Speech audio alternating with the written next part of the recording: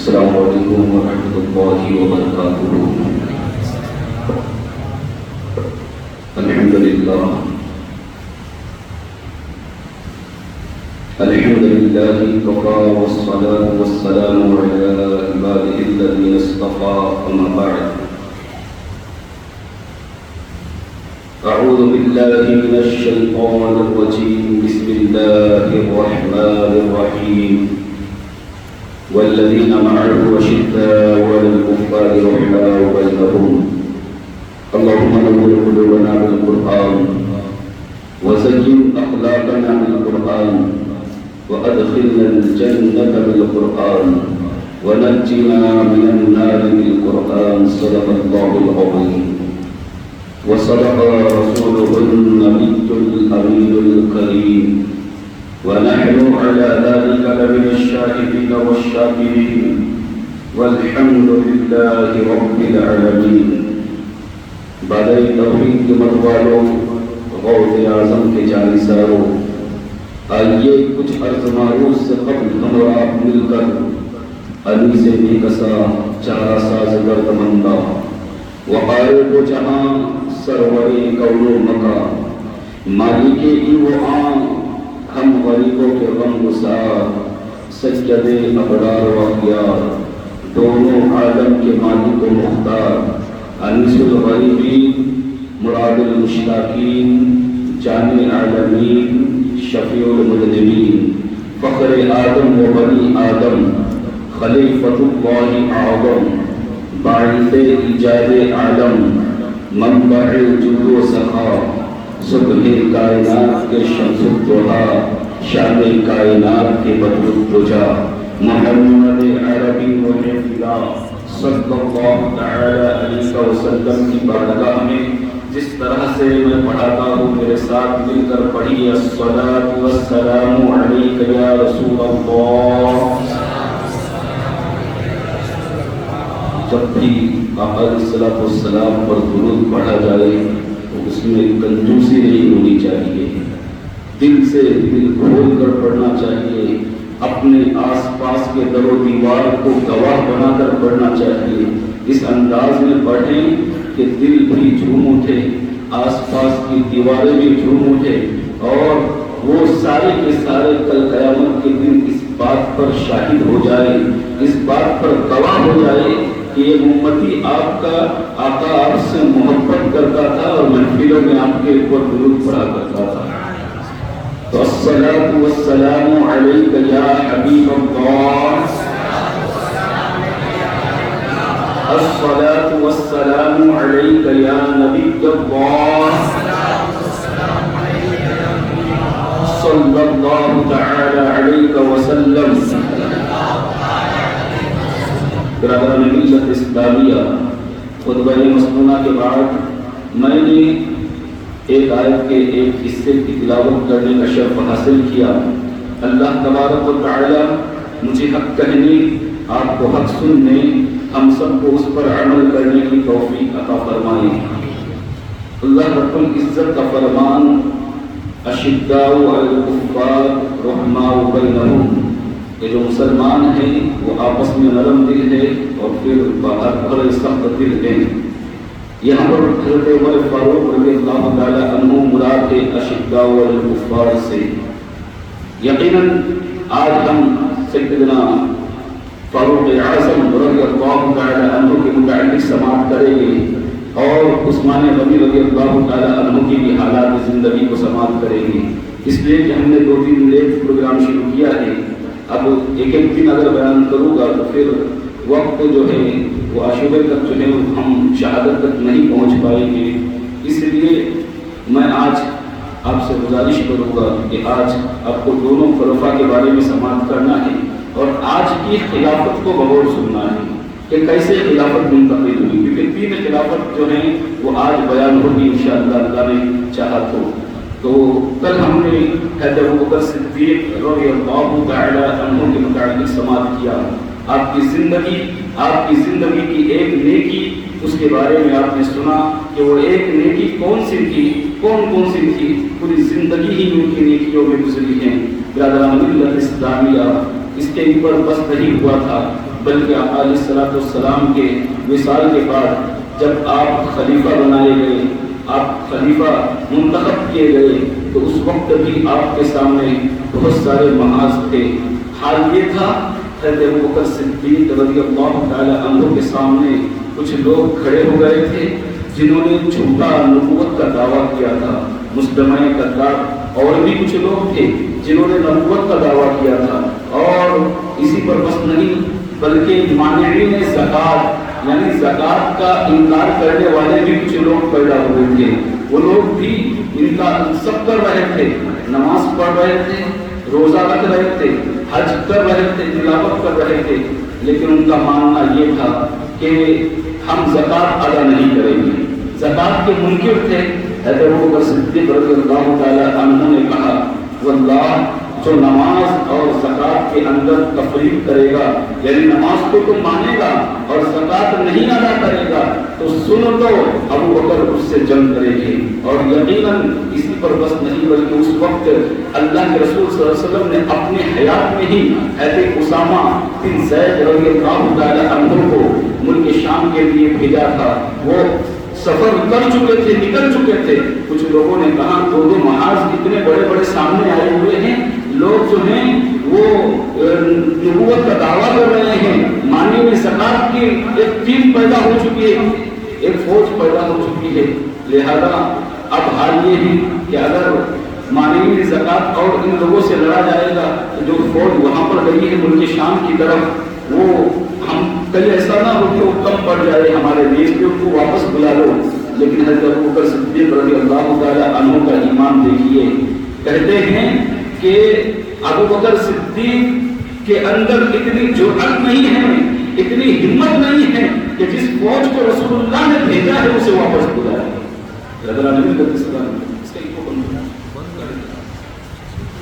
ایک مرتبہ شریف پڑھیے اللہم صلی علی سیدنا و مولانا محمد معدن الجود والکرم وآلہ وبارک وسلم صلاۃ و سلام علیک یا رسول اللہ صلی اللہ تعالی علیہ وسلم۔ تو حضرت ابوبکر صدیق رضی اللہ تعالی عنہ نے یہ ساری باتیں آپ کے سامنے آئی تھی، اور پھر ہر محاذ پر ایسے لشکر کو تیار کیا کہ یقیناً ہر محاذ پر اللہ تبارک و تعالیٰ نے آپ کو فتحات عطا فرمائی۔ اسی طرح 2 سال تک آپ کی خلافت رہی۔ 2 سال کے اندر مسلمانوں کو بہت ترقیاں ملی، مسلمان بہت آگے بڑھے۔ 2 سال 2 مہینے اور کچھ دن بعد روایت میں 3 مہینے بھی آتا ہے، آپ نے اتنی خلافت کو انجام دیا۔ لیکن آقا علیہ الصلوۃ والسلام کی اس دنیا سے جانے کے بعد حضرت ابوبکر صدیق رضی اللہ تعالیٰ عنہ کا حال یہ تھا کہ آپ جو ہیں حضرت ابوبکر صدیق آقا علیہ الصلوۃ والسلام کی محبت میں ہر وقت بے قرار رہتے تھے، بے چین رہتے تھے، بچپن سے جن کے ساتھ میں تھے، اور ویسا ساتھی کہاں ملے گا؟ حضرت ابوبکر صدیق رضی اللہ تعالیٰ عنہ کا جیسا ساتھی ملا تھا۔ اگر آج ہم کو کسی بچپن کے دوست سے اور بچپن سے لے کر اگر ہم کسی کے ساتھ میں رہ جائے تو ہمیں اس سے انسیت ہوتی ہے، اس سے محبت ہوتی ہے۔ تو آقا علیہ الصلوۃ والسلام کا ساتھ ملا تھا۔ میرے آقا علیہ الصلوۃ والسلام کے ہجر کو کب گوارا کر سکتے تھے؟ حالت یہاں تک بن گئی حضرت ابوبکر صدیق رضی اللہ تعالیٰ عنہ بیمار رہنے لگے، آپ کا دل جو ہے بے قرار رہنے لگا، بے چین رہنے لگا۔ طبیب کو بلایا گیا، کہاں طبیب کو بلاؤ، ڈاکٹر کو بلاؤ، کیا طبیعت کیوں خراب ہو گئی ہے، طبیعت علیل کیوں ہے؟ ڈاکٹر نے نبض چیک کی، نبض چیک کرنے کے بعد ڈاکٹر نے کہا تھا کہ سنو ان کو کسی اور چیز کا درد ہے، یہ روگ کچھ اور ہے، تم علاج کچھ اور کر رہے ہیں۔ روگ تو ایسا ہے کہ جب تک کہ محبوب کا دیدار نہ کرایا جائے انہیں چین نہیں ملے گا، انہیں کوئی دنیاوی بیماری نہیں ہے بلکہ محبوب کا دیدار ہو جائے گا، انہیں سکون مل جائے گا، لہذا اب دنیاوی علاج کی ضرورت نہیں ہے۔ اسی عالم میں حضرت ابوبکر صدیق رضی اللہ تعالیٰ عنہ سو جاتے ہیں، لیکن مقدر بیدار تھا۔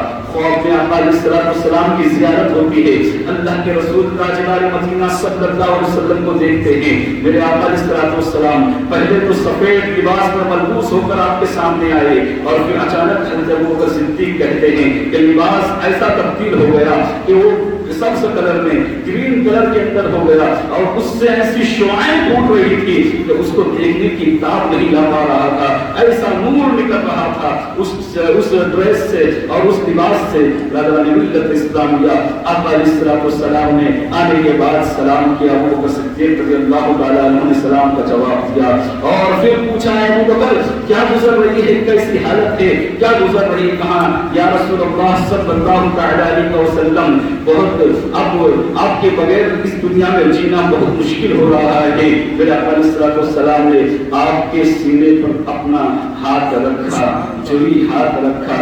ابو بکر صدیق کہتے ہیں میرے دل کو سکون مل گیا، مجھے اطمینان مل گیا۔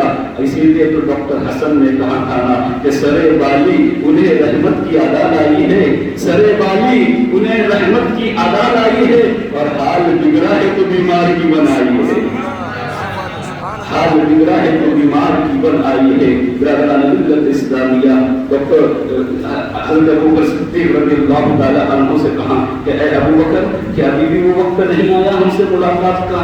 کہا یا شرف یا رسول اللہ صلی اللہ علیہ وسلم پتہ نہیں اب یہ شرف کب ملے گا، کہا ان قریب تم ہم سے ملنے والے ہو۔ ابو بکر صدیق رضی اللہ تعالیٰ عنہ کی چیخیں بلند ہوتی ہے اور آپ نیند سے بیدار ہوتے ہیں، آپ سمجھ جاتے ہیں کہ اب اس دنیا میں رہنے کا وقت ختم ہو گیا ہے، اب اخروی زندگی کا سفر کرنا ہے۔ لہذا علی کرم اللہ وجہہ الکریم کو بلاتے ہیں اور کچھ وصیتیں کرتے ہیں۔ اس میں ایک وصیت یہ کرتے ہیں کہ اے علی سن لو، تمہارے یہی ہاتھ تھے پیارے پیارے ہاتھ، انہی ہاتھوں سے تم نے اللہ کے رسول صلی اللہ علیہ وسلم کو غسل دیا تھا، انہی ہاتھوں سے تم نے اللہ کے رسول صلی اللہ علیہ وسلم کو کفن پہنایا تھا۔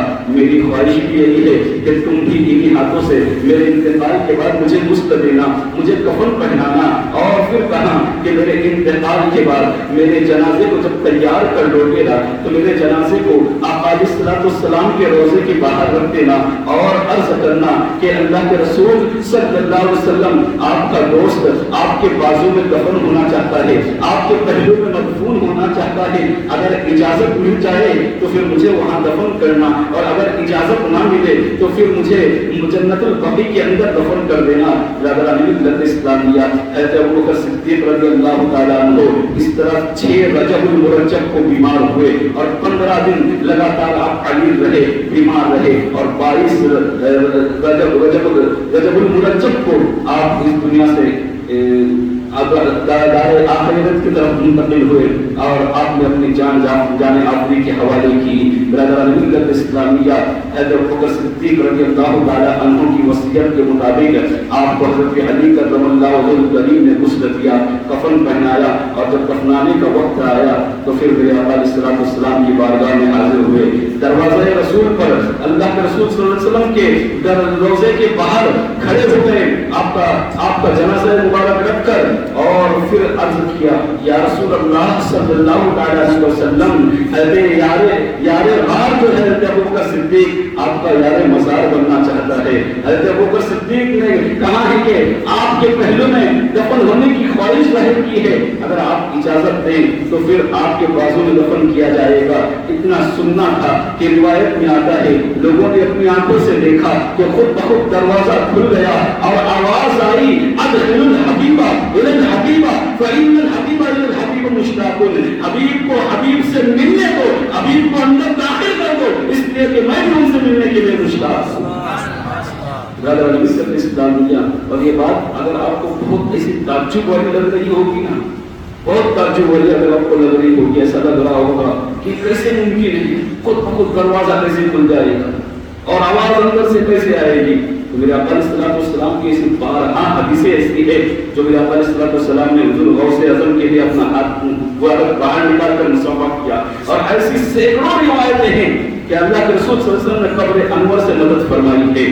اور یہ دروازہ کھلنے والا معاملہ جو ہے یہ زیادہ دور جانے کی ضرورت نہیں۔ وشال گھر آپ کو معلوم ہے مہاراشٹر کی سرزمین پر یہ ہے، وہاں پر حیدر ملک ریحان کی درگاہ ہے، آپ میں سے بہت سارے لوگ گئے ہوں گے، بہت بلند مقام ہے۔ ہمارے جو ڈھولوی میں ہے نا حضرت دیوان شاہ، ان کے رشتہ داری ہے وہ حضرت ملک ریحان، تو ان کا معاملہ یہ ہے کہ آج بھی ان کا جب عرس آتا ہے تو ہم عرس کے دن ہزاروں کی تعداد میں لوگ وہاں پر جمع رہتے ہیں اور دروازہ بند رہتا ہے. ہزاروں کی تعداد میں لوگ اپنی آنکھوں سے دیکھتے ہیں کہ دروازہ کھولنے والا اندر بھی کوئی نہیں ہے, باہر بھی کوئی نہیں ہے. انتظار ہو رہا ہوتا ہے. انتظار کرتے کرتے لوگ اپنی آنکھوں سے دیکھتے ہیں کہ خود بخود دروازہ کھل جایا کرتا ہے. تو ایک ولی کے اندر یہ طاقت ہے تو پھر نبی کی طاقت کا عالم کیا ہوگا. اگر ملت اسلامیہ, اور اگر آپ نہ جا سکے تو یوٹیوب پر وہ ویڈیوز موجود ہیں, ڈال کر دیکھ لینا. خود بخود دروازہ کھلتا ہے, کوئی دیکھنے والا بھی نہیں ہوتا, کھولنے والا بھی نہیں ہوتا, اور سارے لوگ اپنے آنکھوں کی ماتھے کی آنکھوں سے دیکھتے ہیں. برادر ملت اسلامیہ, تو آپ علیہ السلام نے اگر دروازہ کھولا ابو بکر صدیق کے لیے تو کیا تعجب کی بات ہے.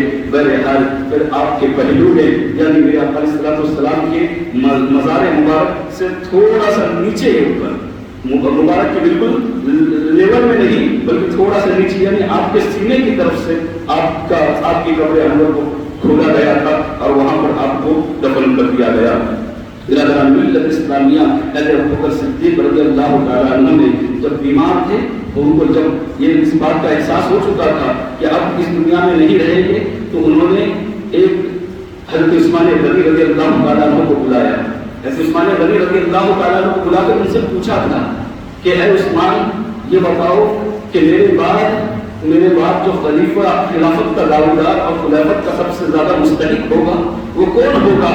حضرت عثمان غنی رضی اللہ تعالیٰ عنہ نے کہا آپ کسے سمجھتے ہیں؟ کہا میں عمر بن الخطاب کو سمجھتا ہوں. کہا یقیناً عمر سے بہتر پھر کوئی نہیں ہے. پھر حضرت عبد الرحمن بن عوف کو بلایا, ان سے بھی یہی باتیں ہوئی, ان سے بھی پوچھا کہ میرے بعد خلیفہ کون بنے گا, کون بہتر رہے گا؟ تو انہوں نے بھی حضرت عمر بن الخطاب رضی اللہ تعالیٰ عنہ کا نام دیا. گویا حضرت ابو بکر صدیق جس سے بھی پوچھتے تھے نا, سب حضرت عمر فاروق کا ہی نام لیتے تھے, کیونکہ سب کو معلوم تھا کہ اس حکومت کی بات دور کو بہترین انداز میں چلانے کے لیے کسی سخت مزاج کی ضرورت ہے. ایسے کہ جو نرم اتنا نرم ہو کہ جب نرمی پر آئے تو سب کچھ معاف کر دے, اور جب سختی پر آئے, جب شریعت کی بات آئے تو پھر اپنے بیٹے کی بھی پرواہ نہ کرے, اپنے بھائی کی بھی پرواہ نہ کرے, اور یہ بھی نہ دیکھے کہ سامنے بادشاہ ہے, سامنے غریب ہے, سامنے امیر ہے. سب جانتے تھے, اس لیے حضرت عمر فاروق رضی اللہ تعالیٰ عنہ کا انتخاب کیا. کسی نے کہا تھا کہ ابو بکر تم عمر کو خلیفہ بنانا چاہتے ہو, جانتے نہیں کتنا مزاج سخت ہے, اگر کچھ ظلم ہو گیا تو کل قیامت کے دن آپ کو جواب دینا پڑے گا. اتنا سننا تھا نا, حضرت ابو بکر صدیق کی آنکھوں سے آنسو جاری ہو گئے. کہنے لگے کہ تم نے تو مجھے خدشے میں ڈال دیا, تم نے مجھے فکر میں ڈال دیا. یقیناً یہ بات تو صحیح ہے, ان کا مزاج سخت ہے, لیکن کل قیامت کے دن میں اللہ کی بارگاہ میں عرض کروں گا, یا اللہ میں میرے بعد اس روئے زمین پر سب سے بہترین شخص کا انتخاب کر کے آیا ہوں, لہذا میں اپنے علم میں غلط ہوں, اور اگر انہوں نے کچھ زیادتی کی ہے تو لہذا ان کا اعمال ان کے ساتھ ہے, ان کو جواب دینا پڑے گا. میں اپنے علم کے مطابق صحیح فیصلہ کر کے آیا ہوں. برادران ملت اسلامیہ, اس طرح حضرت ابو بکر صدیق رضی اللہ تعالیٰ عنہ نے اپنی زندگی ہی میں حضرت عمر فاروق کو اپنا خلیفہ منتخب کیا.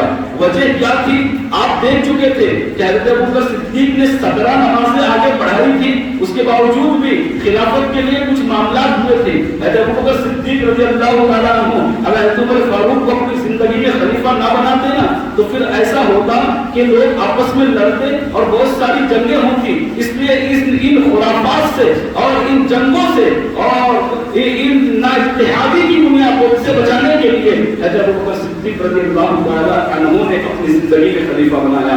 کچھ رافضی اعتراض کرتے ہیں, کہتے ہیں کہ حضرت ابو بکر صدیق نے غلط کیا. اس لیے غلط کیا کیونکہ اللہ کے رسول صلی اللہ علیہ وسلم نے اپنے بعد کسی کو خلیفہ نہیں بنایا. جب اللہ کے رسول نے خلیفہ نہیں بنایا تو حضرت ابو بکر صدیق نے کیسے بنایا؟ وہی اعتراض جو آج کل کے بھی کچھ لوگ کرتے ہیں کہ اللہ کے رسول کے زمانے میں نہیں ہوتا تھا تو ہم کیسے کریں, صحابہ کے زمانے میں نہیں ہوتا تو ہم کیوں کریں. وہی اعتراض اس زمانے میں بھی ہوا. کہا کہ یہ رافضی لوگوں کا ہی طریقہ. رافضی نے اعتراض کرتے ہیں کہ حضرت ابو بکر صدیق رضی اللہ تعالیٰ عنہ نے وہ کام کیا جو اللہ کے رسول صلی اللہ علیہ وسلم نے نہیں کیا تھا. برادران ملت اسلامیہ, اللہ کے رسول صلی اللہ علیہ وسلم علم غیب جانتے تھے, ان پر وحی کا سلسلہ جاری تھا. وہ اپنی علم کی بدولت وہ سب جانتے تھے کہ مسلمان ابو بکر پر جمع ہوں گے, لیکن ابو بکر کے اوپر تو حضرت ابو بکر صدیق رضی اللہ تعالیٰ عنہ کے اوپر تو کوئی وحی نہیں آتی تھی, ان کے اوپر وحی نازل نہیں ہوتی تھی. تو لہٰذا وہ کیسے جانے؟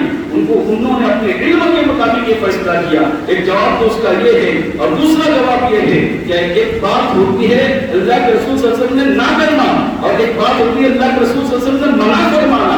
میرے آقا علیہ الصلوۃ والسلام نے نہ کیا، یہ دلیل نہیں ہے نہیں کرنے کی۔ ہاں اگر منع فرمایا ہے کوئی تو بتا دو، اگر منع فرمایا تو آقا علیہ الصلوۃ والسلام نے منع نہیں فرمایا۔ پھر تیسرا اعتراض ان پر کیا جائے گا، تیسرا اعتراض الزامی اعتراض ان پر کیا جائے گا۔ وہ اعتراض یہ ہے کہ حضرت علی کرم اللہ وجہ کریم نے اپنی زندگی ہی میں اپنے بیٹے حضرت امام حسن کو خلیفہ منتخب کیا، تو پھر جو اعتراض حضرت ابو بکر صدیق پر آ رہا ہے وہی اعتراض حضرت علی پر جا رہا ہے، تو حضرت علی کے معاملے میں آپ خاموش ہوگے اور حضرت ابو بکر صدیق پر اعتراض کرو گے، تو مسلمان یہ ساری باتیں جو ہے یہ ڈھکوسلے ہیں اور مسلمانوں کی ایمان کو کمزور کرنے کی علامت ہے۔ مسلمانوں جو سلسلہ جو چلا یہی اللہ کو منظور تھا اور اللہ کا منشا یہی تھا، اللہ کی مرضی یہی تھی، مرضی خدا کے مطابق یہ ایک کے بعد ایک خلیفہ بنتے چلے گئے۔ بہرحال حضرت عمر فاروق رضی اللہ تعالی عنہ خلیفہ منتخب کر دیے گئے، سارے لوگوں نے آپ کے ہاتھوں پر بیعت کی، یہاں تک کہ حضرت علی کرم اللہ وجہ کریم نے بھی بیعت کی، سارے صحابہ نے آپ کے ہاتھوں پر بلا چھوچیاں بیعت کر لی رضوان ملت اسلامیہ۔ اور کیوں نہ کرتے، ان کی شان کتنی عظیم ہے، کتنے بلند مرتبے کے حامل ہیں، اتنا بلند مرتبہ، اتنی عظیم الشان شان کی مالک جانتے ہو جن کی شان اتنی بلند ہے کہ میرے آقا علیہ الصلوۃ والسلام نے فرمایا تھا لو کان بعدی نبی لکان عمر بن الخطاب، اگر میرے بعد کوئی نبی ہوتا تو عمر بن الخطاب ہوتا۔ اتنی بڑی فضیلت ہے، اگر میرے بعد کوئی نبی ہوتا، نبوت کا سلسلہ بند ہو گیا ہے، اگر کوئی نبی ہوتا تو حضرت عمر بن الخطاب ہوتے۔ اسی پر بس نہیں بلکہ فرمایا میرے آقا علیہ الصلوۃ والسلام نے کہ میں اپنی آنکھوں سے دیکھتا ہوں کہ عمر جس راستے سے گزرتے ہیں انسان کے شیاطین بھی اور جنات کے شیاطین بھی ان سے دور بھاگتے ہیں۔ ملت اسلامیہ اور ایک جگہ فرمایا عمر بامن است ومن با عمرم وحد با عمر است، ہر جا کے باشد عمر مجھ سے ہے میں عمر سے ہوں، اور عمر کے ساتھ ہمیشہ حق رہتا ہے، عمر جہاں کہیں بھی رہے حق عمر کے ساتھ لگا رہتا ہے۔ برادران ملت اسلامیہ اسی مقام پر کہا کہ عمر کی زبان سے کلمۃ الحق ہی نکلتا ہے۔ برادران ملت اسلامیہ اتنی فضیلتوں کے مالک ہے حضرت عمر بن الخطاب رضی اللہ تعالیٰ عنہ، اور کیوں نہ ہو جانتے ہو ان کو فاروق کا لقب کیوں ملا؟ فاروق کا لقب سے میرے آقا علیہ السلام نے کب یاد کیا؟ وجہ یہ تھی کہ آپ ایک روایت کے مطابق جب 39 مسلمان ہو چکے تھے تو 40ویں مسلمان اگر کوئی بنے حضرت عمر فاروق رضی اللہ تعالیٰ عنہ بنے گے، 40واں نمبر آتا ہے۔ جب 40 مسلمانوں کی تعداد پوری ہوئی حضرت عمر فاروق رضی اللہ تعالیٰ عنہ کی ایمان لانے کا واقعہ بڑا پیارا ہے، آپ کو سب کو معلوم ہے، اس لیے واقعہ نہیں عرض کروں گا۔ آپ کے ایمان لانے کے بعد معاملہ یہ ہوا، اس سے پہلے تک کے لوگ جو ہے چھپ چھپ کر نماز پڑھا کرتے تھے، چھپ چھپ کر عبادتیں کیا کرتے تھے، سامنے کوئی آ کر ظاہر ہو کر کوئی عبادت نہیں کرتا تھا، سب لوگ چھپ کر عبادت کرتے تھے۔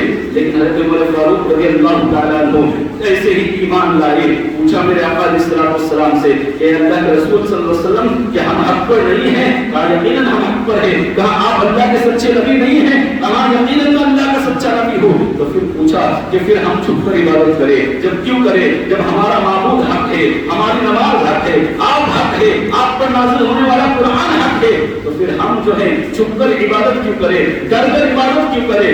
آج سے میں مسلمان ہو گیا ہوں، مسلمانوں کو ڈرنے کی ضرورت نہیں، اب چلو میرے ساتھ مسجد حرام میں جا کر ہم نماز ادا کریں گے۔ روایت میں آتا ہے کہ ایک طرف 2 صفیں بنائی گئی، ایک صف کی قیادت حضرت حمزہ رضی اللہ تعالیٰ عنہ کر رہے ہیں اور ایک صف کی قیادت حضرت عمر بن الخطاب رضی اللہ تعالیٰ عنہ کر رہے ہیں۔ اس طرح سے شان کے ساتھ مسجد حرام میں داخل ہوئے، نماز ادا کی، کسی کی ہمت نہیں ہوئی، کسی کی جرأت نہیں ہوئی۔ جب دیکھا نا کہ ایک طرف حضرت حمزہ ہے اور ایک طرف حضرت عمر بن الخطاب رضی اللہ تعالیٰ عنہ ہے، تو سب کے سب کوئی آگے بڑھنے کی ہمت نہ کر پایا۔ مسلمانوں نے اس دن سب سے پہلے کھلی فضا میں نماز ادا کی۔ برادران ملت اسلامیہ، اللہ تبارک و تعالیٰ کے رسول صلی اللہ علیہ وسلم نے حضرت عمر بن الخطاب رضی اللہ تعالیٰ عنہ کو فاروق کا لقب دیا، یعنی اس دن جس دن عمر ایمان لائے اسلام اور کفر کے اندر فرق نمایاں نظر آنے لگتا ہے۔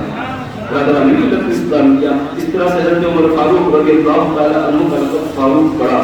آپ جانتے ہیں ہجرت بھی کی نا تو خود فرماتے ہیں، بلکہ ایمان لانے کے بعد اس زمانے میں لوگ ایمان کو چھپاتے تھے، ایمان کو چھپاتے تھے لوگ۔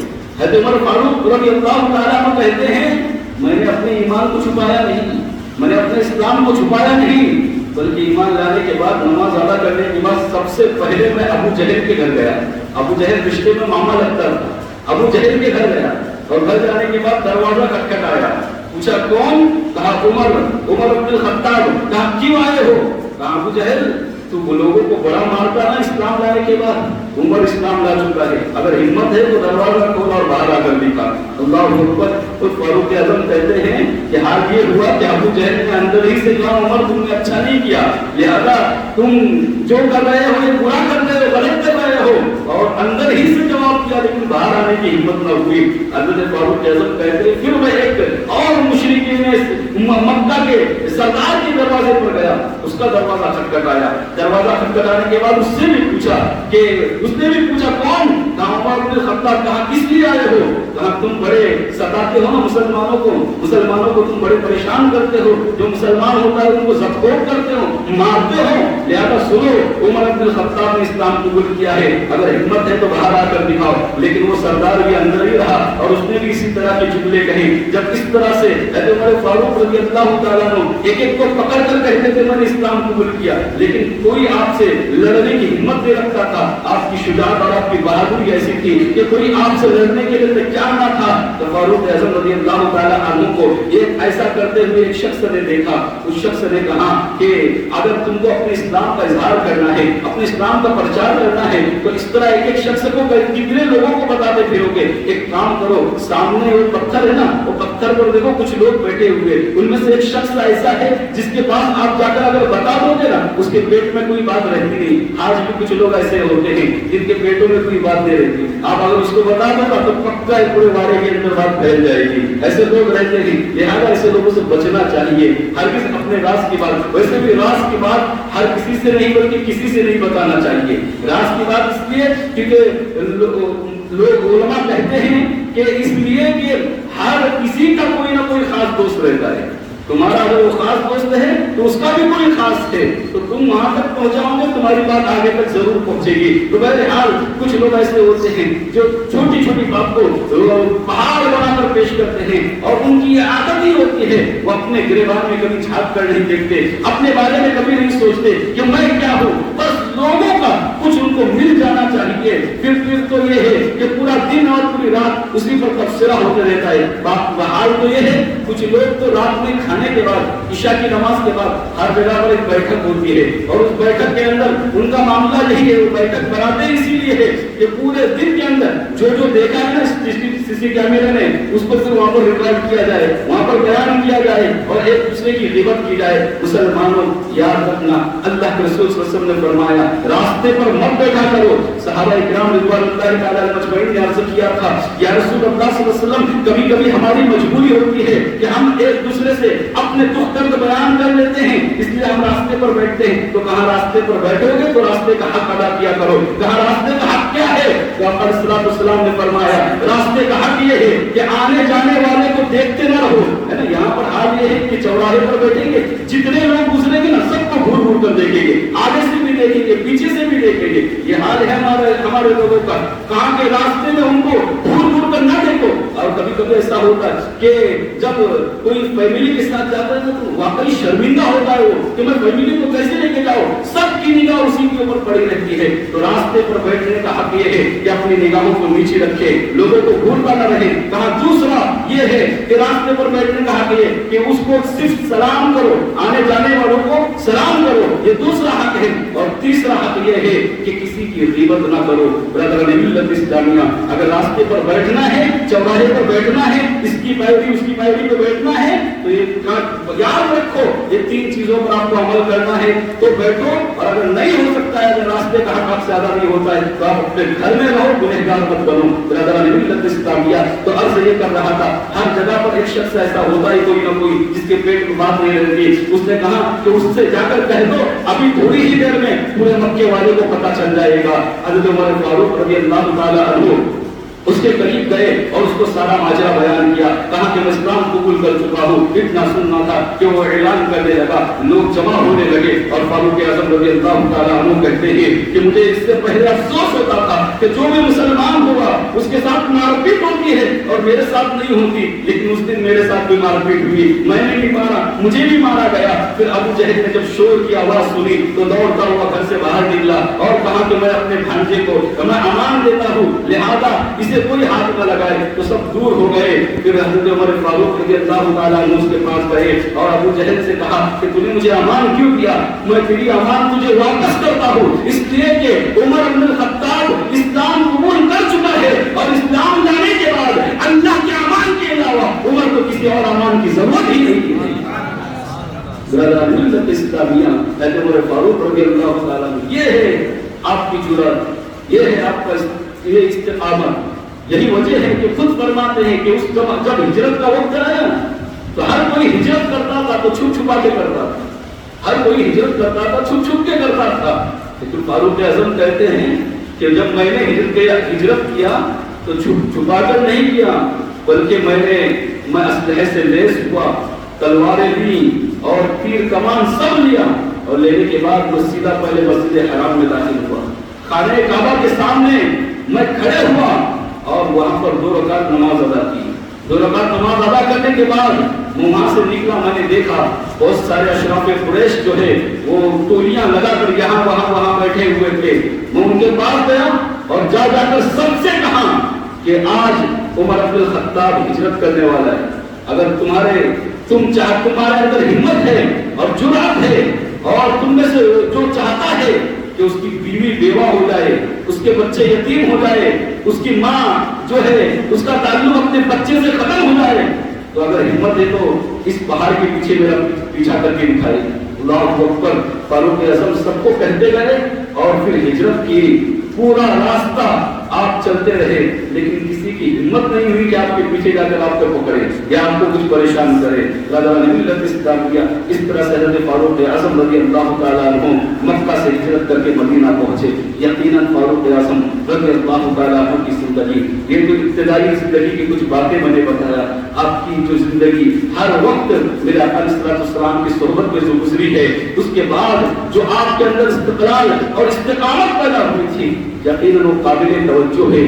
حضرت علی کرم اللہ وجہ الکریم ان کی خلافت کے بعد کہتے تھے، کچھ بات کو دیکھ کر کہتے تھے کہ عمر بن الخطاب نے تو بعد میں آنے والوں کو مشقت میں ڈال دیا، پریشانی میں ڈال دیا، یعنی اتنی سختی سے اور اتنے استقامت کے ساتھ اپنے خلافت کو انجام دیا۔ اس لیے کہ مسلمانوں یاد رکھو، آپ کا سب سے زیادہ جو مشہور آپ کے تعلق سے ہے وہ عدل و انصاف ہے۔ انصاف کا معاملہ جب آیا فاروق اعظم رضی اللہ تعالیٰ عنہ کا، تو پھر یہ نہ دیکھا کہ سامنے والا بڑا آدمی ہے، یہ نہ دیکھا سامنے والا غریب آدمی ہے، یہ نہ دیکھا کہ بیٹا ہی سامنے کیوں نہ آئے، یہ نہ دیکھا کہ گورنر کا بیٹا سامنے نہ جائے۔ جانتے ہو ایک مرتبہ حضرت فاروق اعظم رضی اللہ تعالیٰ عنہ کے زمانے میں جب آپ خلیفہ تھے، حال یہ ہوا کہ حضرت عمر بن عاص اس وقت جو مصر کے گورنر تھے، حضرت عمر بن عاص رضی اللہ تعالیٰ عنہ، ان کے بیٹے نے ایک شخص کو جو غریب انسان تھا اس کو 100 کوڑے لگائے تھے۔ کس نے؟ گورنر کے بیٹے نے۔ ہوتا ہے اگر کسی کا باپ اونچے عہدے پر ہو تو اس کے بیٹے کو بڑا فخر ہوتا ہے اور پھر بیٹا دادا گیری کرتا ہے۔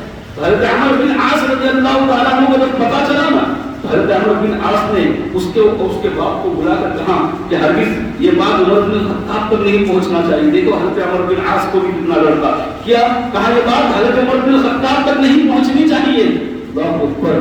کہا کہ میں تو بتاؤں گا، تو پھر ایسا کہا نا، تو کہا پھر کچھ دن کے لیے ان کو نظر بند کر دیا، کچھ دن کے لیے قید کر دیا، لیکن قید سے جیسے رہا ہوئے نا وہ باپ بیٹے جو غریب تھے جس کے بیٹے کو مارا تھا، تو وہ دونوں اٹھ کر چلے گئے حضرت عمر بن الخطاب رضی اللہ تعالیٰ عنہ کے پاس اور رو رو کر اپنی داستان بیان کی۔ حضرت عمر بن الخطاب جلال میں آئے اور کہا کہ عمر بن عاص اور ان کے بیٹے دونوں کو بلانا چاہیے۔ اللہ اکبر۔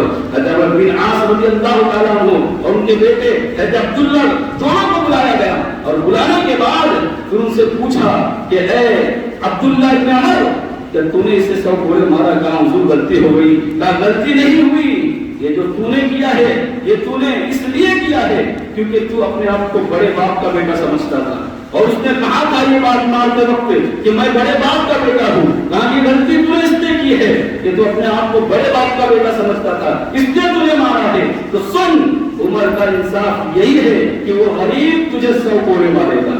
اللہ اکبر۔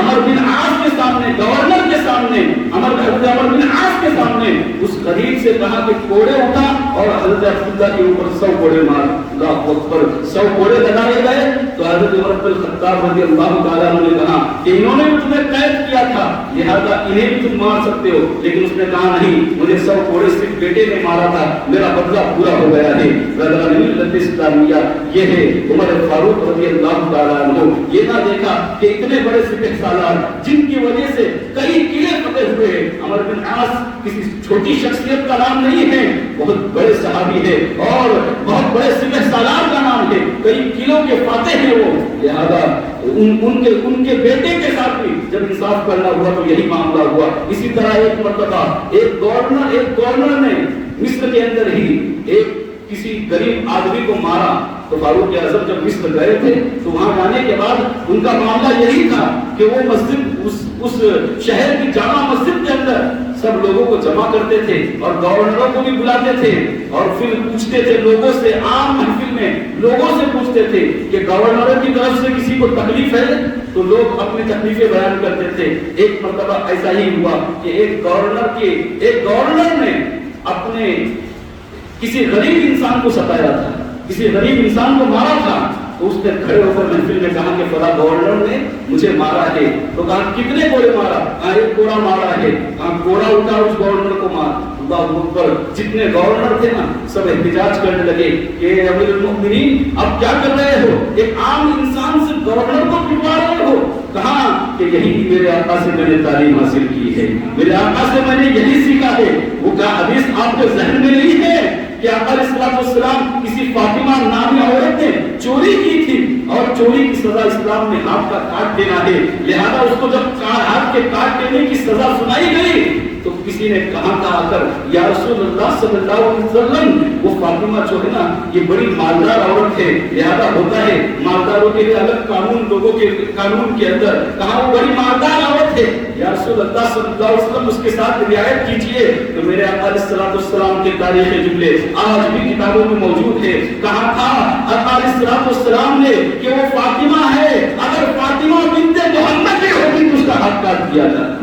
اللہ اکبر۔ اب ذرا غور کریں، یہ ہے انصاف۔ کہا یہ انصاف تو میں نے آقا علیہ السلام سے سیکھا ہے کہ اگر کسی نے ظلم کیا ہے، ناانصافی کی ہے، تو سامنے کوئی بھی ہو اس کے ساتھ رعایت نہیں کی جائے گی۔ یہی وجہ ہے کہ غسانی بادشاہ اپنے پورے لشکر کے ساتھ مسلمان ہوا تھا، ایک بڑی تعداد کے ساتھ مسلمان ہوا تھا، اور مسلمان اس لیے نہیں ہوا تھا کہ وہ اسلام سے متاثر ہوا تھا، بلکہ اس لیے ہوا تھا کیونکہ اس نے اسلام کا روپ دیکھا، اسلام کا دبدبہ دیکھا، تو اس نے سوچا کہ چلو مسلمان بننے میں بھلائی ہے، عزت تو مل جائے گی وہاں پر، ورنہ سب کچھ جو ہاتھ میں آیا وہ بھی چلا جائے گا۔ لہذا اس نے اسلام قبول کر لیا تھا، اور اسلام قبول کرنے کے بعد وہ مکہ آیا تھا۔ مکہ آنے کے بعد وہ کعبہ شریف کا حج کر طواف کر رہا تھا۔ طواف کرتے کرتے ایک بدو دیہات کا رہنے والا، گاؤں کا رہنے والا، اور وہ جب آیا تھا نا تو وہ غرور اور گھمنڈ سے تھا، اس کا تہبند جو تھا وہ لگت رہا تھا، زمین پر جھاڑو مار رہا تھا، بہت بڑا تہبند پہنا تھا۔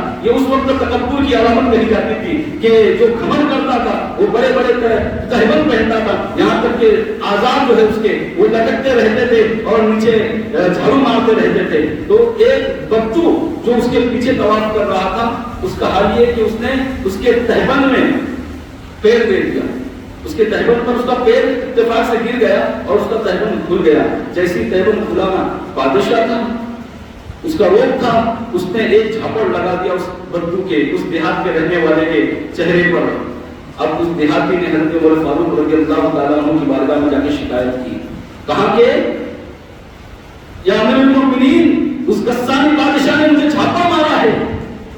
حضرت عمر فاروق رضی اللہ تعالیٰ عنہ نے اس غسانی بادشاہ کو بلایا، بادشاہ کو بلایا، بادشاہ کو بلانے کے بعد اس سے پوچھا کہ تم نے مارا کہاں؟ اس نے میرے تہبند پر پیر دیا، کہا غلطی سے ہو گیا تھا، لہذا تھپڑ مارنے کی ضرورت نہیں تھی، اب دو ہی آپشن ہے تمہارے پاس، دو ہی باتیں ہیں، ایک تو اس کو منا لو، اس کو راضی کر لو، اس کو کسی بھی طرح سے منا لو، وہ معاف کر دے گا تو ٹھیک ہے، اور اگر اس نے معاف نہ کیا تو پھر اس کا بدلہ یہی ہے اسلام میں کہ اگر بادشاہ بھی کسی پر ظلم کرے گا تو اس کو بھی جھاپڑ، ان کا بدلہ جھاپڑ سے دیا جائے گا۔ کہو بدو وہ دیہاتی مجھے جھاپڑ مارے گا، ہاں اسلام تو یہی کہتا ہے۔ دوسرا طریقہ یہ ہے کہ اس کو منوا لو، اللہ اکبر۔ اس نے کہا مجھے ایک رات کی مہلت دی جائے، کہا ٹھیک ہے آج رات کی تجھے مہلت دی جاتی ہے، کل صبح تک تیرا فیصلہ کیا جائے گا۔ رات کا انتظار کیا، جب رات میں سب سو گئے تو اپنے ساتھیوں کے ساتھ وہاں سے بھاگ گیا اور پھر واپس عیسائی ہو گیا۔ ملت اسلامیہ یہ ہے فاروق اعظم رضی اللہ تعالیٰ عنہ کہ بادشاہ ہو سامنے کوئی بھی ہو، گورنر کا بیٹا ہو یا گورنر ہو، مالک بن ایک شخص کو گورنر بنایا گیا ایک جگہ، اور گورنروں پر آپ کا بڑا دھیان ہوا کرتا تھا، کیونکہ وہ حضرت عمر فاروق کہتے تھے اگر گورنر پر سختی کی جائے گی تو قوم برابر رہے گی، سب برابر رہیں گے۔ تو ایاز بن غنم مصر کے ایک حصے کا ایک گورنر بنایا تھا اسے، اور گورنر بنانے سے پہلے فاروق اعظم شرط لگایا کرتے تھے۔ شرط ایسی ہوتی تھی کہ ترکی گھوڑے پر سوار نہیں ہوگی، ترکی گھوڑا اس زمانے میں شان والا ہوا کرتا تھا، تو کہتے تھے کہ اگر تم گورنر بنے ہو تو ترکی گھوڑے پر سوار نہیں ہوگے، گورنر بننے سے پہلے تمہاری پراپرٹی کتنی ہے سب مجھ کو حساب دینا پڑے گا، گورنر بننے کے بعد پھر بڑھتی ہے یا کیا ہوتا ہے، لہذا گورنر بننے سے پہلے کتنی پراپرٹی ہے سب کا حساب نکالو۔ اسی پر بس نہیں ہوتا، بلکہ کہا جاتا کہ باریک کپڑے ریشمی لباس نہیں پہنا جائے گا، یاد رکھنا ملت اسلامیہ اچھا کھانا نہیں کھایا جائے گا، اسی ایسے پابندیاں لگائی جاتی تھی۔ جب ایاز بن غنم جو ہے یہ گورنر بنا کر بھیجا گیا تو ایاز بن غنم نے ریشمی لباس پہننا شروع کیا۔ ایک شرط اور ہوتی تھی، دربان نہیں لگایا جائے گا، جس کو جب چاہے رات ہو دن ہو، جب اگر اس کو تکلیف ہو اپنی شکایت لے کر گورنر کے پاس آ سکتا ہے۔ ایسے قانون لگانے کے بعد، ایسی شرائط لگانے کے بعد پھر گورنر بنائے جاتے تھے۔ یہ ساری شرائط جو میں نے بیان کیا نا، یاد رکھنا، یہ پھر میں کبھی بتاؤں گا، کبھی یاد دلاؤں گا 2-3 تقریروں کے بعد میں آپ کو یاد دلاؤں گا کہ کیا کیوں یہ شرائط میں بیان کر رہا ہوں۔ ملت اسلامیہ اتنی پابندیاں ہوتی تھی کسی کو گورنر بنانے کے لیے فاروق اعظم رضی اللہ تعالیٰ عنہ کی۔ بہرحال تو ایاز بن غنم کو جب گورنر بنایا تھا تو وہ ریشمی لباس پہنتا تھا، اس نے اپنا دربان رکھا تھا۔ فاروق اعظم رضی اللہ تعالیٰ عنہ کو جب خبر ہوئی نا تو اس کو بلایا اور بلا کر گرفتار کیا، اور پھر بعد میں اس کو اس ریشمی لباس اتروا کر کمبل اڑایا اور بکریاں اس کے حوالے کر دی اور کہا کہ تو انسانوں پر حکومت کرنے کے لائق نہیں ہے، جا اور پہلے بکریاں چرانا سیکھ، پھر اس کے بعد انسانوں پر حکومت کرنا تو لے آئے گا۔ ملت اسلامیہ یہ ہے فاروق اعظم رضی اللہ تعالیٰ عنہ۔ انصاف کی بات آئی نا، عدل کی بات آئی نا، تو فاروق اعظم رضی اللہ تعالیٰ عنہ نے کسی کی پرواہ نہ کی، یہاں تک کہ سگا بیٹا آپ کا نبیذ پیا تھا۔ نبیذ وہ اس وقت تک پیا جب وہ شراب بن چکی تھی۔ نبیذ کا پینا جائز ہے کیونکہ نبیذ میں نشہ نہیں ہوتا، لیکن وہ جب اس میں سورج کی شعاعیں پڑتی ہیں تو وہ شراب بن جایا کرتا ہے۔ تو غلطی سے ایسا ہوا کہ وہ شراب پی لی انہوں نے، نبیذ جو شراب بن چکی تھی اسے پی لیا۔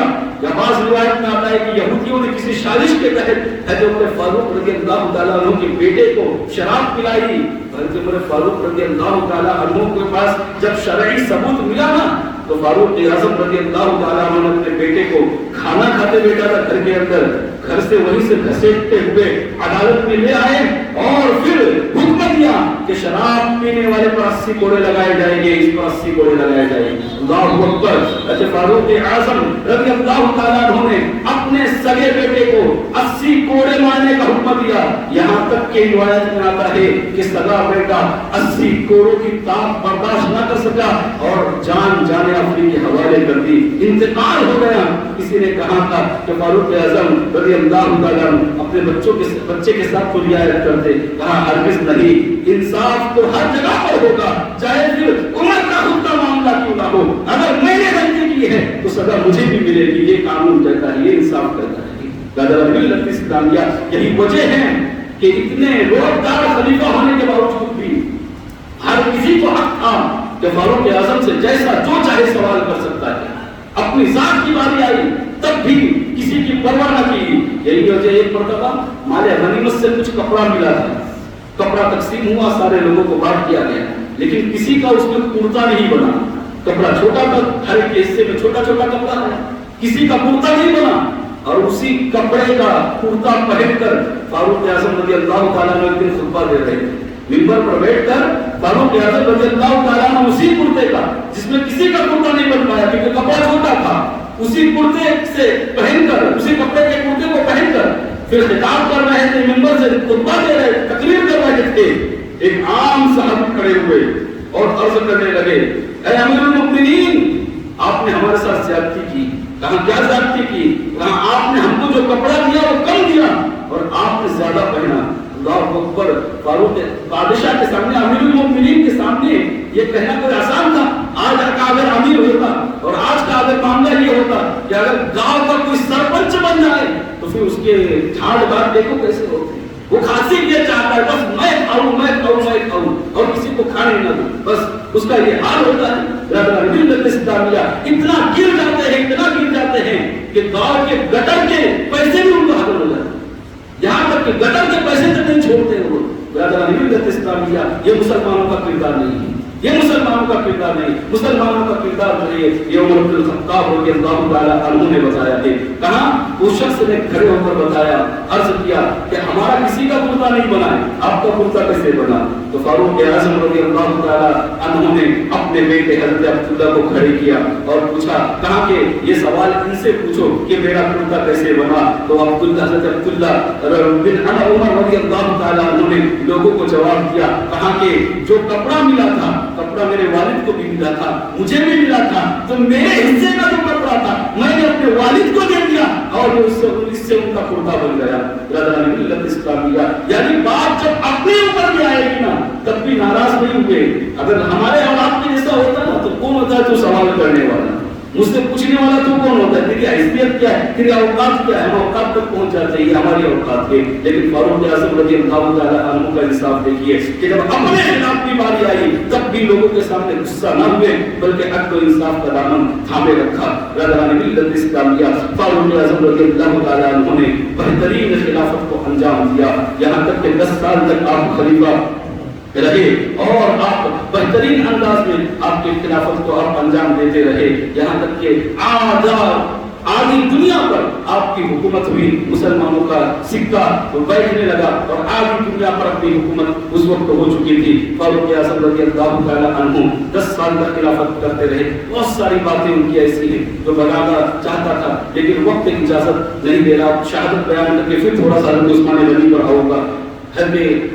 उमर फारूक रज़ियल्लाहु ताला अन्हु की ये आदत करीमा थी कि आप फजर की नमाज के लिए जब आते थे ना तो फजर की नमाज के लिए जब भी तशरीफ लाते थे तो हाल ये होता था कि लोगों को आवाज देते थे और कुछ सब मस्जिद में आते थे। मस्जिद में आने के बाद आप उस वक्त तक रकात नहीं भांगते थे जब तक कि लोगों की सफेद दुरुस्त नहीं करते थे और आप हमेशा दुआ मांगा करते थे, या अल्लाह मुझे अपने महबूब के शहर में मौत अता फरमा, शहादत वाली मौत अता फरमा। हमेशा दुआ मांगा करते थे महबूब के शहर में शहादत वाली मौत अता फरमा। उनकी दुआ इस तरह से कबूल हुई कि हज़रत वलीद बिन मुगीरा रज़ियल्लाहु ताला अन्हु इनका एक गुलाम था अबू लुलू मजूसी। इससे आप हर रोज 4 दिरहम दिया करते थे। ये बड़ा होशियार था, होनहार था, इसको बड़ा बहुत सारी बातें आती थी, बहुत सारा हुनर आता था इसको, तो उससे 4 दिरहम हर रोज दिया करते थे। उसने आके हज़रत उमर फारूक रज़ियल्लाहु ताला अन्हु से शिकायत की कि मेरा मालिक मुझसे बहुत ज्यादा लेता है। कहा तू तो बहुत बड़ी बड़ी बात करता है कि मैं ये भी जानता हूँ वो भी जानता हूँ, ये हुनर भी मेरे पास है वो हुनर भी मेरे पास है। जब तेरे पास इतने हुनर है तो तुझसे 4 दिरहम कोई ज्यादा नहीं लेते, बराबर लेते हैं। उस जमाने का जो रिवाज था उस हिसाब से वो बराबर लिया करते थे। कहा ठीक है, वो चला गया और फिर जब दोबारा हज़रत फारूक आज़म से उसकी मुलाकात हुई ना तो फारूक आज़म की बात से उसने एक बात कहा। फारूक आज़म ने उससे पूछा कि तू वो जो बात करता था कि मैं ऐसी चक्की बनाऊंगा जो हवा से चलेगी, तो उस चक्की का क्या हुआ तेरा? तो कहा अब मैं ऐसी चक्की बनाने वाला हूँ जिसको लोग हमेशा याद रखेंगे। उसने कहा मैं ऐसी चक्की बनाने वाला हूँ जिसको लोग हमेशा याद रखेंगे। और फिर जब वो जाने लगा तो फारूक आज़म रज़ियल्लाहु ताला अन्हु ने जो साथ में बैठे थे उनसे कहा कि ये जो लड़का गया है मुझे कत्ल की धमकी देकर गया है। यकीन से कहो अगर आप और हम होते और हम जब समझ जाते कि सामने वाला हमें कत्ल करने वाला है और धमकी देकर गया है तो क्या हम उसके साथ ऐसे ही उसे जाने देते? لیکن اتنی حکومت، اتنی طاقت کے باوجود بھی صرف شک کی بنیاد پر کسی کو تکلیف دینا، یہ اسلام کا طریقہ نہیں ہے۔ یہ فاروق اعظم رضی اللہ تعالیٰ عنہ کو گوارا نہیں تھا، اس لیے فاروق اعظم نے اسے جانے دیا۔ اس شخص نے ایک خنجر کو زہر کے اندر بچایا اور اس کو خوب تیز کیا۔ حضرت فاروق اعظم رضی اللہ تعالیٰ عنہ فجر کی نماز کے لیے جب تشریف لائے، آپ پہلی صف میں کھڑے تھے اور اگلی صف کے لوگوں کی صفیں درست کروا رہے تھے، وہ پہلی ہی صف میں کھڑا تھا۔ اس نے فوراً خنجر نکالا اور فاروق اعظم کے پہلوؤں پر وار کیا، کندھے پر وار کیا، اتنے وار کیا فاروق اعظم رضی اللہ تعالیٰ عنہ زمین پر گرے۔ لوگ اس کو پکڑنے گئے، اس نے ایسے ہی خنجر کو چلانا شروع کیا، یہاں تک کہ 12 لوگ زخمی ہوئے۔ اس میں سے 6 لوگوں نے شہادت کا جام پیا، اور وہ جیسے ہی بھاگنے لگا، کسی صحابی نے اس کے سر پر چادر ڈال دی، اور وہ اب اس کو کچھ راستہ نظر نہ آیا تو اس نے اسی خنجر کو اٹھا کر اپنے پیٹ میں مار دیا اور وہ بھی فنار ہو گیا۔ فاروق اعظم رضی اللہ تعالیٰ عنہ کو اٹھا کر فوراً مسجد سے باہر لایا گیا۔ حضرت عبد الرحمن بن عوف کے وقت بہت زیادہ ہو گیا تھا اور فجر کی نماز کا وقت ختم ہونے والا تھا۔ حضرت عبد الرحمن بن عوف نے مختصر صورتوں کے ساتھ 2 رکعت نماز ادا فرمائی۔ فاروق اعظم رضی اللہ تعالیٰ عنہ کو گھر پر لایا گیا۔ گھر پر لانے کے بعد آپ کو نبیذ پلائی گئی، لیکن نبیذ پیٹ میں جانے کے بجائے جو زخم تھے اس راستے سے باہر آنا شروع ہوئی۔ پھر آپ کو تھوڑی دیر کے بعد دودھ پلایا گیا، دودھ بھی باہر آیا۔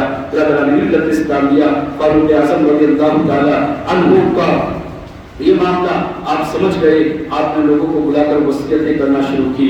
اب ان کو سب سے بڑا خطرہ تھا، وہ سب سے بڑی پریشانی جو تھی وہ یہ کہ میرے بعد اب خلیفہ کس کو بنایا جائے۔ تو فاروق اعظم رضی اللہ تعالیٰ عنہ نے کسی ایک شخص کو خلیفہ بنانا ضروری نہ سمجھا، بلکہ آپ نے 6 لوگوں کا انتخاب فرمایا۔ فاروق اعظم رضی اللہ تعالیٰ عنہ نے ایسے حالت میں بھی جب آپ کے جسم سے خون بہ رہا ہے اور آپ نے سوچا کہ اگر میں اپنی خلافت کی ذمہ داری کسی صحیح انسان کے حوالے کر دوں گا تو پھر امت کی بہتری ہوگی۔ 6 اشخاص کا، جس میں حضرت عثمان غنی رضی اللہ تعالیٰ عنہ، حضرت علی کرم اللہ وجہہ الکریم، حضرت زبیر رضی اللہ تعالیٰ عنہ، حضرت طلحہ رضی اللہ تعالیٰ عنہ، اور حضرت سعد بن ابی وقاص رضی اللہ تعالیٰ عنہ، حضرت عبد الرحمن بن عوف رضی اللہ تعالیٰ عنہ۔ یہ 6 لوگوں کو کہا کہ تم میرے انتقال کے بعد، مجھے دفنانے کے بعد، پھر تم اس اپنے ان 6 لوگوں میں سے جس کو چاہے خلیفہ منتخب کر لینا۔ حضرت عمر فاروق رضی اللہ تعالیٰ عنہ نے بہت ساری وصیت کی، پھر ایک وصیت یہ بھی کی، اپنے بیٹے حضرت عبداللہ کو بلا کر کہا کہ جاؤ اور حضرت عائشہ صدیقہ رضی اللہ تعالیٰ عنہ سے کہو کہ میں چاہتا ہوں اپنے دونوں دوستوں کے پاس جا کر میری زندگی کے جو میری تدفین جو ہو میرے دوستوں کے پاس ہو جائے، یعنی حضرت ابوبکر صدیق رضی اللہ تعالیٰ عنہ اور حضور اکرم صلی اللہ علیہ وسلم کے پہلو میں ہو جائے۔ حضرت عائشہ صدیقہ رضی اللہ تعالیٰ عنہ کے پاس جب ان کے بیٹے آئے اور انہوں نے کہا کہ فاروق اعظم کی یہ خواہش ہے کہ میں حضرت ابوبکر صدیق کے پہلو میں دفنایا جاؤں، تو کہا حضرت عائشہ صدیقہ رضی اللہ تعالیٰ عنہ نے کہ وہ جگہ میں نے اپنے لیے بک کی تھی اور میں سوچ رہی تھی کہ میں اس جگہ میں تدفین ہوگی، لیکن میں اپنے اوپر فاروق اعظم کو فوقیت دیتی ہوں اور میں اجازت دیتی ہوں کہ فاروق اعظم کی مثال کے بعد وہ جو جگہ بچی ہے وہاں پر ان کو دفن کر دیا جائے۔ برادران ملت اسلامیہ، حضرت فاروق اعظم رضی اللہ تعالیٰ عنہ نے جب یہ خوشخبری سنی نا تو پھر اپنے بیٹے سے کہا بیٹا انتقال کے بعد ایک مرتبہ اور پوچھ لینا، اس لیے کہ ہو سکتا ہے کہ میں امیر المؤمنین ہوں، اس وقت مجھ سے شرمندگی کی بنیاد پر کہیں انہوں نے اجازت نہ دی ہو، میرے انتقال کے بعد ان کا معاملہ بدل ہو جائے، اگر معاملہ بدل جائے تو پھر جنت البقیع میں دفن کر دینا، ورنہ پھر حضور کے پہلو میں مجھے دفن کر دینا۔ برادران ملت اسلامیہ، 3 دن کے بعد حضرت عمر فاروق رضی اللہ تعالیٰ عنہ کا وصال ہوتا ہے اور آپ کو پہلو رسول میں دفن کر دیا جاتا ہے۔ انا للہ و انا الیہ راجعون۔ حضرت عمر فاروق رضی اللہ تعالیٰ عنہ نے 6 لوگوں کی ایک کمیٹی تشکیل دی تھی، 6 لوگوں کی، کہ اب ان میں سے خلیفہ بنایا جائے گا، ان میں سے خلافت تجویز کی جائے گی۔ حضرت عبد الرحمن بن عوف نے کہا کہ سب سے پہلا طریقہ یہ دیکھو خلافت کیسے منتقل ہوئی ہے، یہ بتانا چاہ رہا ہوں۔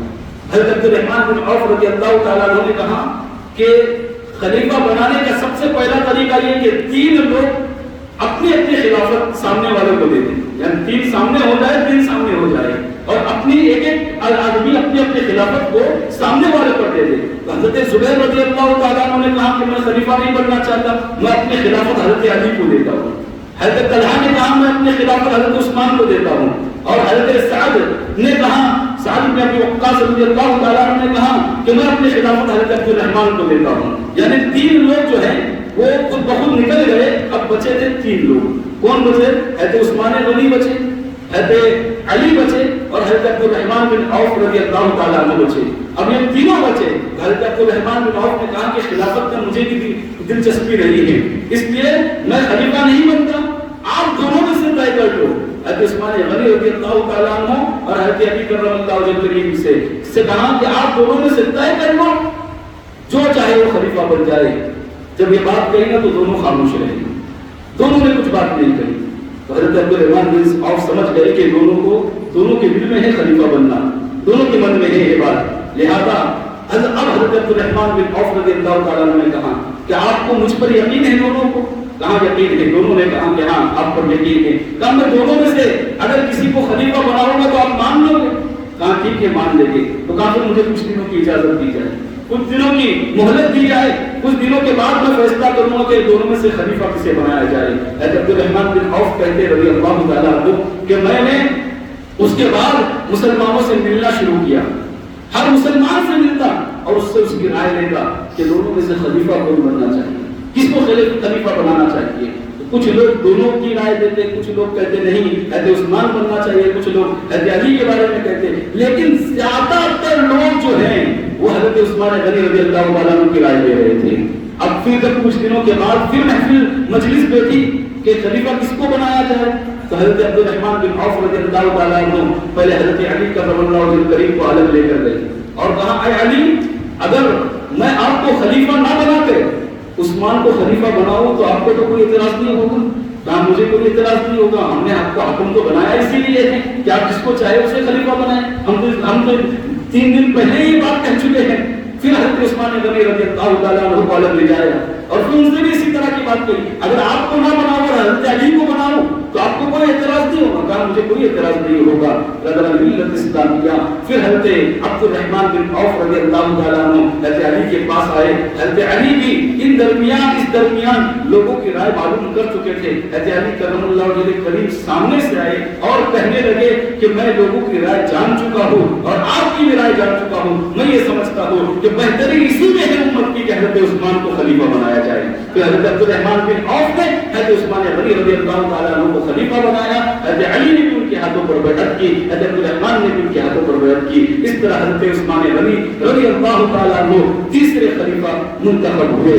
مسلمانوں کے تیسرے خلیفہ حضرت عثمان غنی رضی اللہ تعالیٰ عنہ منتخب ہوئے. حضرت عثمان غنی رضی اللہ تعالیٰ عنہ کیا مقام ہے ان کا, ان کی شان نرالی, ان کی سخاوت نرالی, ان کا بنا نرالا. ایسے عظیم سخی دنیا کے اندر بار بار نہیں آتے. ایسے عظیم لوگ جو ہیں دنیا کے اندر آپ کے اسلام لانے کا واقعہ بھی جانتے ہو. سب سے پہلے جن لوگوں نے اسلام قبول کیا والسابقون الاولون, جنہیں قرآن کا کہتا ہے حضرت عثمان غنی رضی اللہ تعالیٰ عنہ, والسابقون الاولون جنہوں نے شروع میں اسلام قبول کیا. سب سے پہلے جس نے اسلام قبول کیا حضرت ابوبکر صدیق رضی اللہ تعالیٰ عنہ. تو لوگ کہتے ہیں, اس طرح سے تطبیق کرتے ہیں کہ بڑوں میں سب سے پہلے اسلام قبول کرنے والے حضرت ابوبکر صدیق رضی اللہ تعالیٰ عنہ, بچوں میں حضرت علی کرم اللہ وجہ کریم, عورتوں میں حضرت خدیجہ الکبریٰ رضی اللہ تعالیٰ عنہ اور غلاموں میں حضرت زید بن ثابت رضی اللہ تعالیٰ عنہ. یہ 4 لوگوں نے سب سے پہلے اسلام قبول کیا اور 5ویں اگر کوئی تھے اسلام قبول کرنے والے تو حضرت عثمان غنی رضی اللہ تعالیٰ عنہ. یعنی آپ نے سب سے شروعات میں آپ کو اسلام قبول کرنے کا واقعہ بھی اچھا ہے. یوں ہوا کہ حضرت ابوبکر صدیق رضی اللہ تعالیٰ عنہ یہ بھی بہت بڑے تاجر, حضرت عثمان غنی بھی بہت بڑے تاجر. حضرت ابوبکر صدیق رضی اللہ تعالیٰ عنہ نے جب اسلام قبول کیا نا تو پھر اس کے بعد حضرت عثمان غنی رضی اللہ تعالیٰ عنہ کے پاس گئے اور پاس جانے کے بعد ان سے کہا کہ اے عثمان, میں جب بھی کوئی فائدے کا سودا دیکھتا ہوں تو تم سے آ کے ضرور مشورہ کرتا ہوں, تم سے ضرور کہتا ہوں کہ اس میں اپنے کو ہاتھ ڈالنا چاہیے, اس میں اپنا فائدہ ہوگا. آج میں ایک بہت بڑا فائدے کا سودا کر کے آیا ہوں, لہٰذا میری رائے, میری خواہش یہ ہے کہ میں آپ کو اس فائدے کے سودے کے بارے میں بتا دوں. حضرت عثمان غنی رضی اللہ تعالیٰ عنہ نے کہا ہاں کیوں نہیں. یقیناً جب آپ ہر فائدے کا سودا مجھ سے بیان کرتے ہیں اور پھر میں اس میں شرکت کرتا ہوں, یقیناً اگر مجھے لگے گا کہ ये फायदे का सौदा है तो मैं उसमें शिरकत करूंगा। हज़रत अबू बकर सिद्दीक़ रज़ियल्लाहु ताला अन्हु ने कहा कि मैं अल्लाह पर ईमान ला चुका हूँ और अल्लाह के रसूल को रसूल तस्लीम कर चुका हूँ, यही दीन हक है, लिहाजा यही दीन इब्राहिमी है, तुम भी इस्लाम कबूल कर लो। हज़रत उस्मान गनी ने जैसे सुना कहा यकीनन ये मेरा दिल भी चाहता है इस्लाम कबूल कर लो। फौरन पढ़ा अशहदु अल्ला इलाहा इल्लल्लाह व अशहदु अन्ना मुहम्मदन अब्दुहु व रसूलुहु। मिल्लत इस्लामिया, इस तरह से आप दामन इस्लाम में आए, लेकिन जैसे दामन इस्लाम में आए ना तो आप पर भी जुल्म ज़्यादती शुरू हो गई। आपका चचा हकम बिन आस जो था ना, हकम बिन आस जो था ये बड़ा जालिम था और हज़रत उस्मान गनी रज़ियल्लाहु ताला अन्हु को इसने कैद में बंद कर दिया, आपको बांध कर रखा और कई दिनों तक लगातार मारता रहा, आपको ज़ब्त करता रहा और कहता रहा कि तुम अपने दीन में वापस आ जाओ, लिहाजा तुम इस्लाम को छोड़ दो। लेकिन हज़रत उस्मान गनी रज़ियल्लाहु ताला अन्हु ने कहा क्या तुम्हें क्या लगता है कि मुझे नहीं पता था मेरे इस्लाम लाने के बाद मेरा हाल यही होने वाला है, मुझे मारा जाएगा, मुझे सताया जाएगा, मुझे परेशान किया जाएगा, मुझे ज़ब्त किया जाएगा? क्या तुम्हें ये नहीं मालूम? मुझे सब मालूम था, मैं इस सिचुएशन के लिए पहले ही तैयार था, पहले ही से मैं रेडी था, मुझे मालूम था ये सब होने वाला है, तुम मार मार के थक जाओगे, मैं अल्लाह के रसूल का दामन नहीं छोड़ सकता। रसूल अकरम सल्लल्लाहु अलैहि वसल्लम के दामन को थामने के बाद उस दामन को छोड़ना कोई आसान काम नहीं है, मैं उस दामन को हरगिज़ नहीं छोड़ सकता। हकम बिन आस ने देखा कि मानने वाले नहीं है तो फिर उन्हें रिहा कर दिया। मिल्लत इस्लामिया ये है हज़रत उस्मान गनी रज़ियल्लाहु ताला अन्हु। यानी उस ज़माने का रिवाज था कि जो भी मुसलमान होता था तकलीफें मुसीबतें और मुशक्कतें उसका हिस्सा बन जाया करती थी। मुसलमानों आज हम और आप कितने खुशनसीब हैं कि कोई तकलीफ नहीं है, कोई परेशानी नहीं है और कोई ऐसा मामला नहीं है, कोई आपको नमाज से रोक नहीं रहा है और उसके बावजूद मुसलमान का हाल ये है कि नमाज के लिए नहीं आ रहे हैं, उसके बावजूद के हाल ये है कि इस्लाम की तरफ नहीं चल रहे हैं। मुसलमानों क्या हो गया है? मेरे आका अलैहिस्सलातु वस्सलाम का फरमान सुनना कि अगर तुम नमाज नहीं पढ़ोगे तो एक दिन आएगा कि तुम नमाज पढ़ना चाहोगे लेकिन उसके बावजूद तुम्हें पढ़ने नहीं दिया जाएगा। ऐसा दौर कुछ दिनों पहले आया था, लिमिटेड वो मुद्दत थी उसकी, लेकिन वो दौर भी आएगा कि तुम्हारे नमाज पर पाबंदी लगाई जाएगी। इससे पहले कि वो दौर आ जाए मुसलमान अपने आप को नमाजी बनाओ। फारूक आज़म हज़रत उस्मान गनी रज़ियल्लाहु ताला अन्हु इतनी अजीम शान के मालिक हैं, आप जानते हो एक शान तो ऐसी है हज़रत उस्मान गनी रज़ियल्लाहु ताला अन्हु की कि जो किसी को वो शान मिली ही नहीं है, उतनी अजीम शान किसी को मिली ही नहीं है। जानते हो शान कौन सी है? हज़रत उस्मान गनी रज़ियल्लाहु ताला अन्हु की वो शान ये है कि हज़रत आदम अलैहिस्सलाम से लेकर मेरे आका अलैहिस्सलाम तक किसी भी नबी की दो बेटियां किसी एक शख्स की निगाह में नहीं आई। ये शान अगर किसी को मिली है कि मेरे आका अलैहिस्सलाम की दो बेटियां यके बाद देख रहे अगर किसी की निगाह में आई है तो मेरे हज़रत उस्मान गनी रज़ियल्लाहु ताला अन्हु की बात है। अल्लाह के रसूल सल्लल्लाहु अलैहि वसल्लम की दो बेटियां एक बात देख रहे आपके निगाह में आई, दो बेटियों से निकाह हुआ है। मिल्लत इस्लामिया हज़रत उस्मान गनी रज़ियल्लाहु ताला अन्हु की शान कितनी बुलंद होगी जरा सोचो। एक शराबी इंसान, एक ऐसा इंसान जो फासिक व फाजिर है, जिसका अपना कोई ठिकाना नहीं है, जो गुनहगार है, बदकार है, लेकिन उसकी भी ख्वाहिश ये होती है कि उसकी बच्ची का निकाह किसी अच्छे इंसान से हो जाए। इंसान कैसा भी हो, वो खुद गुनहगार हो, लेकिन उसकी ख्वाहिश ये है कि मेरी बेटी जिससे निकाह करे वो जो है आदमी जो मिले, दामाद जो मिले वो अच्छा हो, वो कमाता हो, उसको दिखने में भी अच्छा हो। मिल्लत इस्लामिया जब आम इंसान की ये ख्वाहिश है कि उसको दामाद अच्छा मिले और अच्छा दामाद ढूंढता है।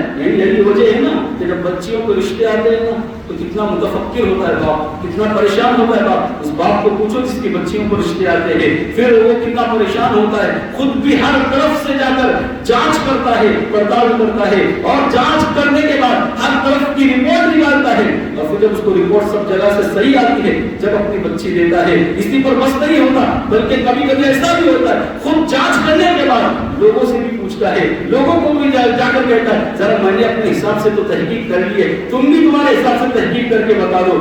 मिल्लत इस्लामिया एक आम इंसान जब ये चाहता है कि उसका दामाद नेक हो, उसका दामाद अच्छा हो, उसका दामाद जो है दिखने में भी अच्छा हो, सीरत भी उसकी अच्छी हो, पूछना चाहता हूँ, उस्मान गनी रज़ी अल्लाह ताला अन्हु को बुरा भला कहने वालों, मेरे आका अलैहिस्सलातु वस्सलाम जो सबसे बेहतर है इस कायनात में, उनसे बेहतर कोई नहीं है, लिहाजा उन्होंने अपना दामाद, वो भी एक बेटी नहीं 2 बेटी ऐसी किसी को भी दे दी होगी नहीं, बल्कि आका अलैहिस्सलातु वस्सलाम जानते थे कि अगर मेरी बेटी के लिए अगर कोई सबसे मौजूद रिश्ता है तो हज़रत उस्मान गनी रज़ी अल्लाह ताला अन्हु का।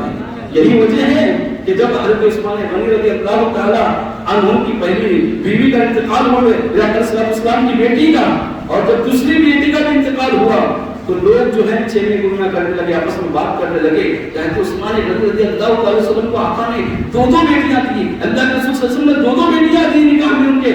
तो जानते मेरे आका अलैहिस्सलाम के कानों तक जब खबर पहुंची ना, तो आका अलैहिस्सलाम ने फरमाया कि तुम 2 बेटी की बात करते हो, सुनो अगर मेरे पास 40 बेटियां होती तो मैं यके बात के लिए सब के सब उस्मान के निकाह में दे देता।